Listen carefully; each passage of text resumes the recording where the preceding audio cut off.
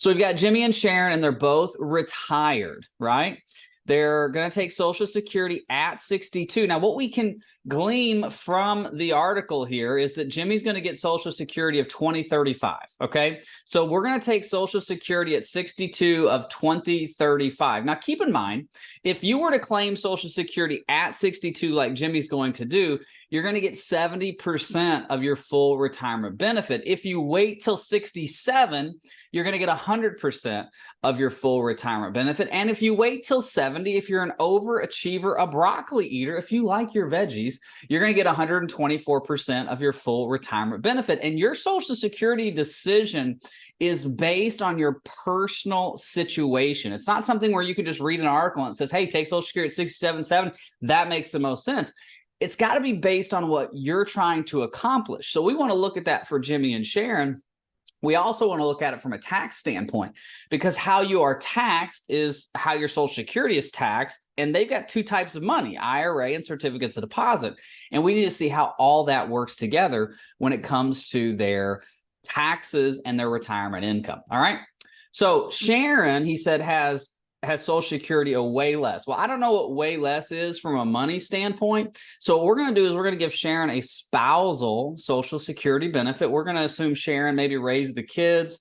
She was a homemaker, so that there's not a lot of working record. So she's going to get $651 in Social Security at 62.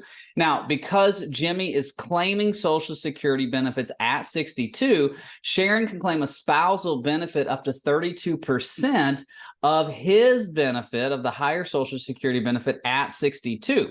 If Jimmy were to wait till 67 to claim Social Security and Sharon waited to take spousal benefits at 67, she would get up to 50% of the Social Security benefit. Okay, so that's why it's important to understand the retirement income plan. We want to know, is taking Social Security at 62, is that going to be the most efficient for me, for my wife, for our entire family?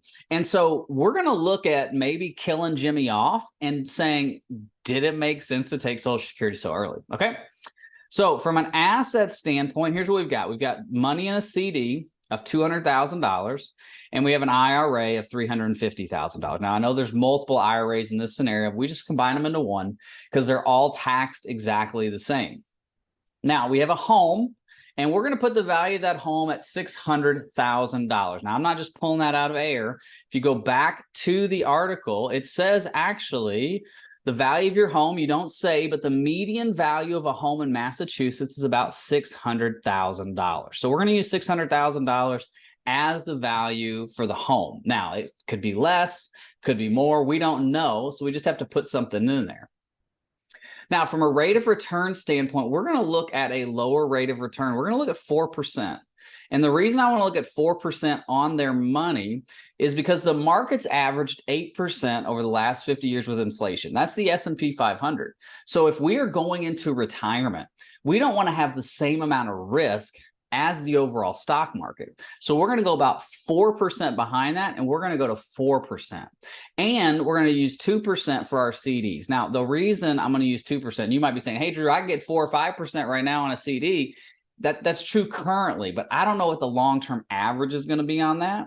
And I would guess it's going to be somewhere between 2 and 3%. So we're going to use 2% on the money in the bank. Now, the question becomes, we've got this money in the bank. We have this money in the IRAs. Does it make sense, or would it make sense for Jimmy and Sharon Frugal to take some of this money to put it down here, not in the IRA, but in the market to earn a little bit more interest, maybe in corporate bonds or treasuries or dividend paying stocks, something like that? I don't know. We haven't got there yet. So we just want to see if the math holds up, and then we can start making some assumptions on or recommendations based on that. Okay. So let's go to expenses. Now, they have really low expenses, especially for someone who lives in Massachusetts. $2,700 is their monthly expenses. So you can see that baseline expenses of $2,700.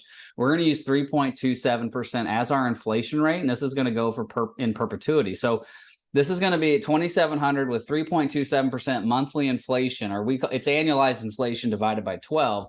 We're going to do that forever. Okay. Now, from a tax standpoint, let's go to the year 2024. From a tax standpoint, we're looking at a 0% tax bracket. And you might be thinking, oh, Drew, why are they at a 0% tax bracket? We had a projected Massachusetts rate of 5%. They're not paying 5% because their federal rate's at 0. Well, it's the withdrawal order. It's the withdrawal order on the money. If you see, the withdrawal order is the bank first, the IRA second. So the question becomes, because we're using the bank to do withdrawals first, and we're in a low tax bracket, would it make sense to do some Roth conversions on this money to push some of this to tax-free? Because you and I know what's coming, right? At 73, Jimmy and Sharon are going to have to start taking a required minimum distribution off their IRAs. It starts at 3.65%. And it goes up from there. When you're in your 80s, it's 6 and 7% that you are required to remove from your IRA, pay taxes on that. And depending on the type of market that we're in, up or down, can determine if that's an appreciating asset or a depreciating asset when you're pulling that money out. So we're going to use the bank account money first, the IRA last. Can we do Roth conversions on this to push tax-free money later down the road in retirement? That's something to really think about and consider. And that's something that we will look at before this video is through. Now, if we go to retirement, this is when the rubber meets the road. Can they retire at 61? We've got $550,000. Here's our house of $600,000. We're 61 years old. We're going to take Social Security at 62 of $2686. That's both of them. Our net monthly income, that's after taxes, is $2686. $2862 is what our new monthly expenses are, right? You guys see this? Here's our monthly expenses going up with inflation. This red line means just what we have to withdraw from our portfolios, which is not a whole lot, 1,000, 2080, which is pretty good. Which means, here we go. Here's our money, and it actually continues to grow. You see that money growing? And we get to, what is this, 100? We've got $1 million. It's a pretty good scenario, right? 4%, very low expenses. But here's the thing that I want to make sure we understand. And this is why you want to work with a financial advisor. Maybe the Reddit community is pointing this out, but this is something you want to think about. Let's go to long-term care first. And I want to talk about long-term care because we're going to talk about death here in a second and losing a spouse. But long-term care is probably the most expensive cost you will have in retirement. And when I mean long-term care, I'm not talking about nursing home. In this case, we're going to look at that. But I'm talking about assisted living, chronic care, Alzheimer's, Parkinson's. That is, cognitive disease is on the rise. And so the cost of maintaining a spouse or a child maintaining a parent in the house is very expensive. And we need a plan for that. So let's look at Jimmy and Sharon. And so Jimmy's 61 years old, and the current cost of long-term care in Massachusetts is $12,167. Now, when Jimmy's 80 in the year 2042, using inflation, the future monthly cost would be $22,066. We're looking at a cost increase of 3.07% per year. Let's say we need 4 years of care. What's that going to do to Sharon? So at 80, here we go. We need care. Boom, boom, boom, boom, boom. We're out of money at 83 years old. So that plan that looked really good beforehand, it really gets smacked in the face. Now, let's assume that Jimmy only needs 2 years of care, because most people in long-term care will only spend about 18 months. Okay, so let's say it's 2 years. Now let's go back to this. Here's our 2 years of care. And Sharon's running low on money at 92 years old. Essentially, after Jimmy gets out, after Jimmy passes away and goes home, we've got $381,000 in spendable assets. All right. And what the program is doing too, which we've got to really think about adjusting, we still have Social Security here, right? And so it adjusts down. We lose Sharon's Social Security because she's the lesser of the two. We have Jimmy's. We've got $314,000 in assets. We have this house right here. So, and I don't know what the value of the home is just using the Market Watch article. But when I see this, healthcare is something they've really got to start thinking about, right? And that's only 2 years of care. And so we need to really have a plan for our long-term care, for our assisted living. Can I retire at 61 with $550,000? Yeah, you can, but we need to be thinking about long-term care. We need to be thinking about assisted living. We need to be thinking about home health care. Those are two major things we need to think about. Now, let's look at their expenses. So right now, their expenses are $2,700. But what if they're underestimating their expenses? Now, the average retirement expenses in America today is about $50,000. Okay, now that's probably with a mortgage, so they don't have a mortgage. So let's say they need $45,000 in income. So they've overestimated, and maybe not even 45. How about we use $40,000? That's a good number. So that would be $3,333. So about an extra $600.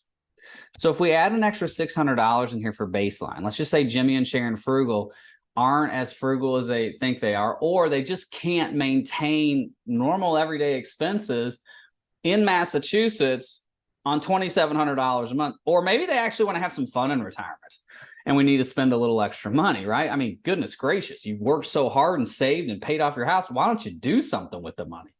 So let's look at a retirement now. We've increased our monthly expenses, which means we've increased the money that's coming out of our portfolio. We go to retirement and look at this. At 100, we've got $148,956. Do you guys see the difference in that? Let me go back and let me show you. So let's put 2,700 in here. That's what their original expenses were. We go to retirement, $1 million. So remember that, $1 million. Now we add in just $600 more a month. We go to $3,300 with inflation. Remember, go to retirement, $199,554.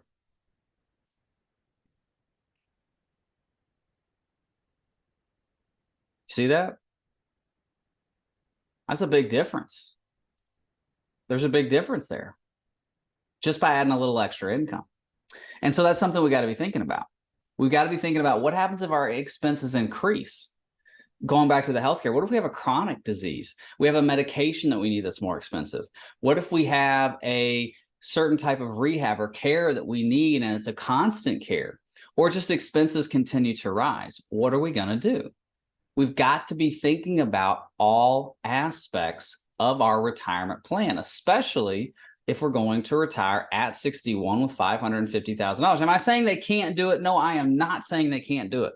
What I'm saying is, as your financial doctor, there are things that we have to be aware of. We have to think about. When you go into your doctor and you do blood work, let's say you have high cholesterol. Your doctor's not going to look at you and say, hey, you've got high cholesterol. You're looking great.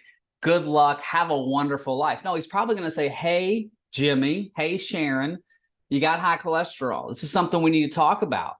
All your other vitals look really good, but this cholesterol thing is something we need to have a discussion over. Now, I'm not a medical expert. Maybe cholesterol is not that big of a deal, but your doctor's not going to let you just say, hey, hopefully everything's good. That's the same thing we're trying to do here. As a fiduciary, as an advisor, I want to look at the entire plan and say, hey, let's poke some holes in this because we need to know that things happen in life. I've been doing this long enough to know that things happen. All right, so let's take their expenses back down to $2,700. And here's what I want to do. I want to show you Jimmy passing away because we're going to lose Sharon's Social Security. And let's say that Jimmy passes away at 80. So we're going to say Jimmy, well, actually, we're going to make this Sharon. Boop. So Jimmy's going to pass away at 80, okay? So that means that Sharon is going to have to take his Social Security at 80 years old. So we're going to take hers from 62 to 80 because they're the same age. And at 80 in 1 month, she's going to start taking his Social Security benefit, whatever that would have been at 80. So we're giving COLA of 2.58% on Social Security. That means the Social Security benefit's growing at 2.58%. So 2035, let's just do it on the old calculator. That makes it easy. 2.58%. Let's look at this for 18 years. 3,218 is what her Social Security benefit would be. Did you see what I did there? Right now at 62, Jimmy gets 2035 in Social Security. Sharon gets 651. When Jimmy dies, Sharon gets his Social Security and she loses hers. But now between now and 80, the 2035 has a 2.58% COLA increase on it. So what Sharon's going to get at 80 is 3,218, which is Jimmy's benefit with a COLA increase. Okay. So now let's go to retirement. So we went from $1 million. Remember, we had $1 million. Now we have $599,412. But let's start adding in some things. Let's add in some long-term care. We'll go to Sharon.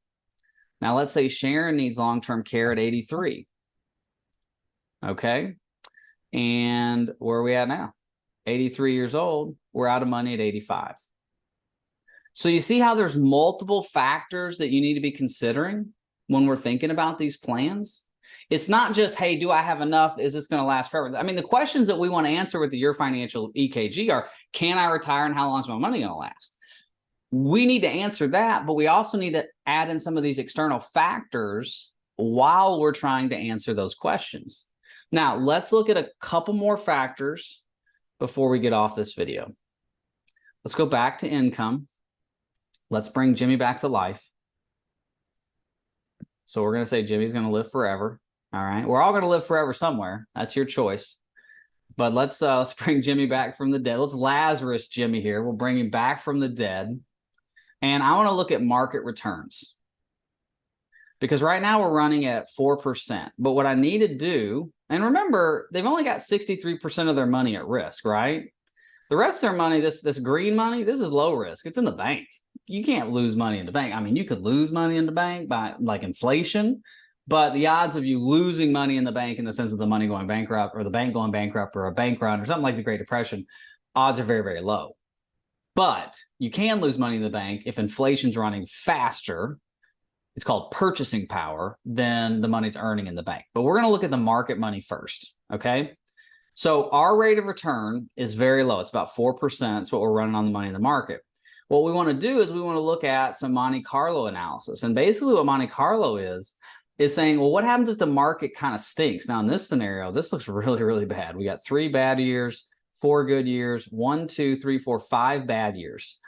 This is a bad scenario. And you can see how we run this all the way out till they're 100 just to see what's going to happen. So if we go down here and we look at it, you know, actually, even in this really bad year, they're not too bad. Not too bad at all. Now, keep in mind, we're not including long-term care in this. We're not including added expenses. We're just looking at the base case, $2,700. So we're stress testing this. We're trying to run this through a meat grinder. Not to say, I'm not trying to find something wrong with this plan. I'm trying to make sure, it's just like when you go to the doctor, he throws you on the treadmill. He's not trying to find something wrong with you. The goal of your doctor is for you to come off that treadmill and he'd be like, high five, like, dude, you are in great shape. Your heart's awesome. Your lungs are great. Your blood work looks great. I don't want to see you for another year. That's what I'm trying to do. I'm trying to say, hey, this looks great, but we also have to run the test. So let's generate another one. Okay. I don't think we changed much there. Let's generate another one. No, we're not generating anything. We are not changing. Generate. All right. Well, now the Monte Carlo scenario is not generating anymore. So let's go to market. Let's go to historical rates real quick. So historical rates, we're able to say, okay, what would have happened if you would have retired in the year 2000? Like, what would have happened to your portfolio? And I would say probably that's like the worst case scenario. So if we look at this, if they had retired in the year 2000, again, at 100, they got $510,000. It's a pretty good scenario. Again, I'm not down on their scenario. Let's go to 1968. That's the last time we had the kind of inflation we're having right now between 68 and 82. Now we look at it, 644,000. So again, we're running this conservatively enough that even in bad historical markets, they're doing really well. Okay, I promised you one more thing. Let's look at taxes. Now, right now, their tax rate's at 0. The reason, again, we talked about this a little bit. The withdrawal order, we're using this bank money first. Bank money doesn't have taxes on it. But this right here, churning in the background, this 351,167, it's going to have some taxes on it one day. So we need to do something about that. So what we're going to do, and we've already prepared this, we're going to look at a tax tracker optimization. So what we're going to look at is doing some Roth conversions. And I'll show you what we're going to do. You see this transfer over here? We're going to do some IRA transfers, and these are Roth conversions. Now, we're just going to do a blanket Roth conversion. Obviously, we're going to have to adjust this every year because in the year 2026, taxes are going to go up. So we might not be able to do this Roth conversion or this Roth conversion. That's something that we have to look at our quarterly reviews on to make sure we're moving in the right direction. All right. So let's look at their taxes. Now, 2024, we've done the Roth conversion. Look at this. Our projected federal tax rate is still 0. Drew, why is that? Why is it 0? Well, let me tell you. We're using this bucket of money for income. We're doing Roth conversions on this money, but we're also using this money to pay the taxes. But remember, our tax rate's at 0. So we're essentially being able to sock away a bunch of this Roth IRA money tax-free. There's our standard deduction, and we're doing it at 0. We go to retirement. At 100, we got $1.1 million saved for retirement. The big thing I want to look at is at 80, look at this. Got $81,000 in forced required minimum distributions, 202 in the bank. Our IRA is at 438, and we've got a Roth conversion account of 191. So we have $191,000 now of tax-free retirement investing accounts, which we didn't have before. So we weren't able to get all of it done. We probably could get all of it done if we extended the program. Again, I'm a little hesitant with the year 2026 on saying, hey, this is something we're going to be able to extend, into 2030 or whatever. But we're on the right track. And if you look at the comparison here, current scenario, this is the Roth conversion scenario. At 100, we've got 1,020,000, right? You see that? There's the RMDs, which is, been taxed money. There's our bank money. There's our IRA. Here's our Roth conversion. There's our forced RMDs. There's our bank. There's our IRA. There's our Roth conversion. Now, if Jimmy and Sharon had kids, what kind of money do you want your kids to inherit? You want them to inherit Roth money, bank money, and this forced RMD, which we just basically put in 1099. It's called 1099 interest. We just put in a checking account. This right here, this 152,203 has got to follow the new 10-year structure. So when your kids inherit it, they got to have that thing like drained in 10 years. Now, I know my kids and I know kids that I work with, they probably pulling up in a Lamborghini saying, where my 152,000? I want to pay for this Lambo. But when we're thinking about legacy, this Roth conversion, it's got to be out in 10 years as well, but it's tax-free. So now they pulling up in 2 Lamborghinis, right? I got 2 Lambos, maybe a G-Wagon from Mercedes or something, okay? Now, another big number to think about, too, is lifetime taxation. The lifetime taxation for Jimmy and Sharon Frugal, $278 in the current scenario. That means retiring at 61, dying at 100. How much in taxes are they going to pay? Approximately $278 versus $183 doing the Roth conversion. So we're doing Roth conversions, and we're still paying less taxes over time. Again, that's what we want to look at. A financial EKG is what we want to do if you're thinking, hey, can I retire at 61 with $550,000? We want to make sure that we can get you to retirement, through retirement, and protect your ability to stay in retirement. Thank you so much for watching, and I have enjoyed being with you today. God bless.